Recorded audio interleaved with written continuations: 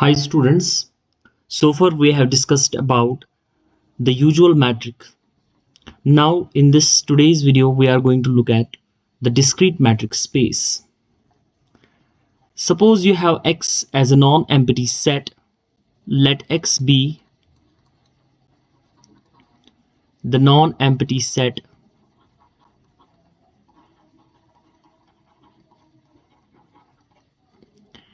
and you are defining a function which is from X cross X to R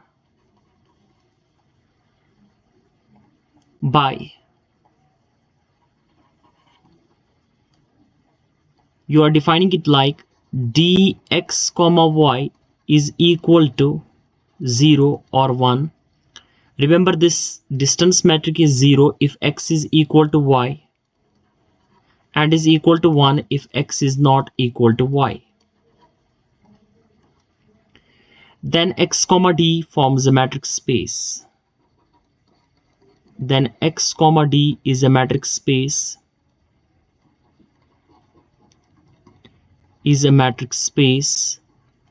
And remember that in this example this d is called as the discrete metric. ये जो d हमने लिया हुआ है इसको हम इस example में डिस्क्रीट मैट्रिक बोलते हैं. The d is called discrete metric. The d is called discrete metric. And remember, this x comma d will be called as discrete metric space. Discrete metric space.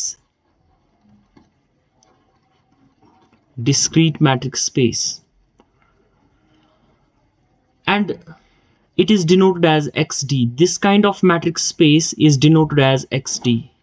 It is denoted by xd.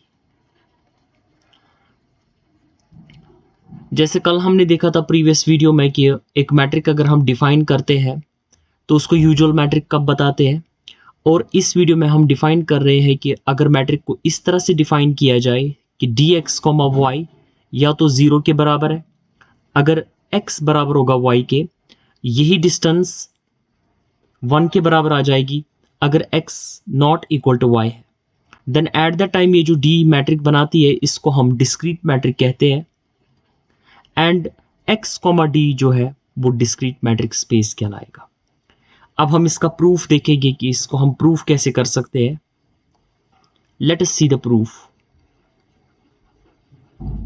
You know that firstly what we have to show, the first step that we are going to show is dx, y is greater or equal to 0 for all x, y belonging to x.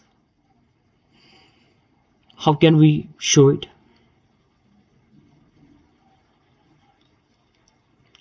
It's very easy to show. देखिए, हमें यहाँ पर कुछ show करने की ज़रूरत ही नहीं है क्योंकि टोटल यहाँ 2 केसेस है. हमारी जो मैट्रिक डिफाइंड है वो 2 केसेस में है. अगर हम x को y के बराबर लेते हैं, आप मान लीजिए अगर x y के बराबर होगा, then at that time you know that कि जो हमारा dx, y आ रहा है, वो हमें 0 के बराबर मिल रहा है. और अगर आपका x जो है वो y के बराबर नहीं है तो आपका जो डिस्टेंस फंक्शन है x, y वो 1 के बराबर आ रहा है. अगर ये फर्स्ट है और ये सेकंड केस है, सो हम फ्रॉम फर्स्ट एंड सेकंड कह सकते हैं कि dx, y ग्रेटर और इक्वल टू 0 है. नेगेटिव तो नहीं हो रहा है, या तो 0 हो रहा है या तो 1 हो रहा है, मीन्स ग्रेटर और इक्वल टू 0 है. तो वही हमें शो करना था पहले वाले केस में. अब हम आगे देखेंगे जो हमें सेकंड कंडीशन शो करनी होती है कि अगर dx, y जो है ये 0 तभी होगा if and only if x is equal to y. अब मैं कह रहा हूं कि ये भी हमारे पास पहले से ही है. आप देख लीजिए, अगर आपके पास डी एक्स कॉमा वाई जो है अगर वो 0 के बराबर होगा, वो आपका इम्प्लाई करेगा, जो जैसे आपने मैट्रिक को डिफाइन किया है वहां से डी एक्स कॉमा वाई 0 कब हो सकता है, जब x की वैल्यू जो है वो y के बराबर हो। और आप इसको ऐसे भी कह सकते हो कि अगर x की वैल्यू y के बराबर है तो वो इम्प्लाई करेगा कि डी एक्स कॉमा वाई जो है वो 0 के बराबर आ रहा है। सो इसी ने सेकंड कंडीशन को प्रूव कर दिया। अब जो थर्ड कंडीशन हमें शो करनी होती है वो ये है कि डी एक्स कॉमा वाई जो है वो हम लिख सकते हैं डी वाई कॉमा एक्स के बराबर, जिसको हम सिमेट्री भी बोलते हैं। तो इसको हमें शो करना है। अगर हम अपना डी एक्स कॉमा वाई देखेंगे वो या तो 0 के बराबर होगा या आपका डी एक्स कॉमा वाई 1 के बराबर होगा। ये तभी हो सकता है अगर आपका x y के बराबर है, और ये तभी हो सकता है अगर आपका x जो है वो नॉट इक्वल टू y है।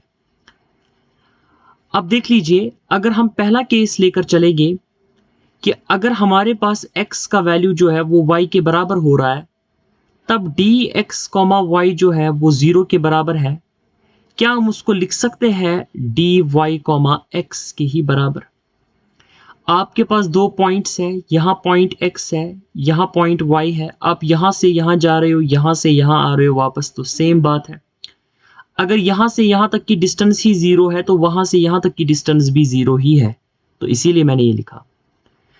अब अगर हम सेकंड केस देखें कि x is not equal to y, तो हमारी फंक्शन x कॉमा वाई जो आती है वो 1 के बराबर आती है।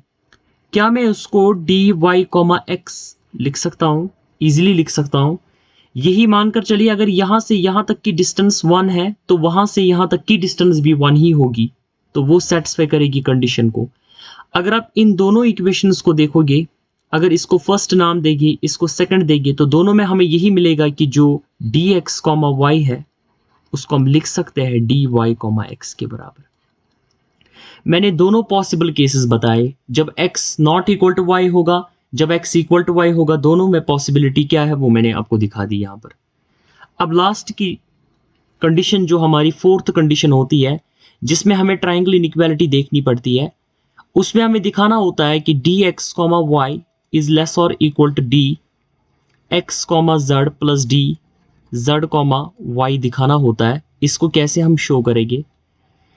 देखिए, अब मैं बार बार नहीं लिखूंगा x और y बिलोंग करते हैं x में, ये आपको पता ही होना चाहिए क्योंकि अभी तक 2 लेक्चर्स हो चुके हैं, बेसिक भी हो चुका है, तो आपको ये चीज़ें पहले ही पता होनी चाहिए। अगर नहीं पता है तो आप प्रीवियस वीडियोस में जा सकते हो देखने के लिए। अब इसको कैसे हम देखेंगे? देखिए, हम यहाँ पर कंडीशंस बनाएंगे। सपोज जो जो पॉसिबल कंडीशंस है वो मैं यहाँ पर लिख देता हूँ।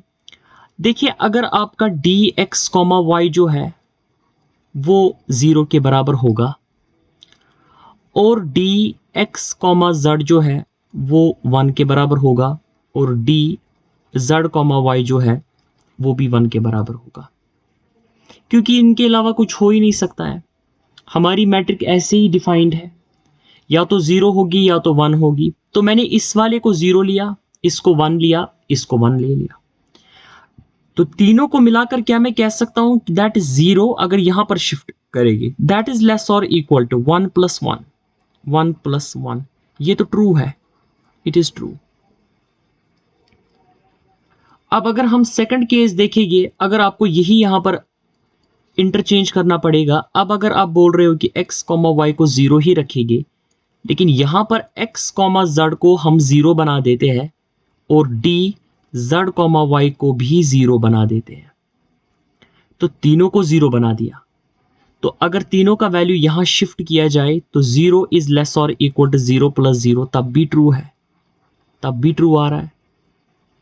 अब अगर आप एक और पॉसिबिलिटी देखोगे कौन सी हो सकती है, अब अगर हमारा डी एक्स कॉमा वाई जो है वो 1 होगा, डी एक्स कॉमा जेड भी 1 होगा और डी जेड कॉमा वाई भी 1 ही होगा। तीनों का वैल्यू शिफ्ट कर देते हैं यहां पर, तो हमें 1 लेस और इक्वल टू 1 प्लस 1 मिलेगा। ये भी ट्रू है, क्योंकि 1 लेस और इक्वल टू 2 होता है, वो ट्रू है। और एक पॉसिबिलिटी भी आप बना सकते हो, आप इसको 1 रख सकते हो, यहां एक को 1 रखिए दूसरे को 0, यानी कि अगर dx, y 1 ही होगा और dx, z को 0 कर देते हैं और dz, y को हम 1 कर देते हैं, तो तीनों का वैल्यू यहां शिफ्ट करेंगे तो हमें 1 लेस और इक्वल टू मिलेगा 0 + 1 से, तब भी ये ट्रू ही है। In all the conditions the condition is satisfying, पहली कंडीशन सेटिस्फाई हो रही है, तो हम कह सकते हैं कि जो ये D है ये मैट्रिक बनाती है, और इसी मैट्रिक को खास एक नाम पड़ गया जिसको हमने बोला यूजुअल मैट्रिक, सॉरी जिसको हमने डिस्क्रीट मैट्रिक बोला,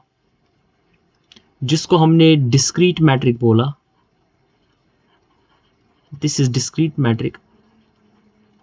और x, d तो मैट्रिक स्पेस बनेगी ही, लेकिन उस वाली मैट्रिक स्पेस को हम बोलेंगे डिस्क्रीट मैट्रिक स्पेस,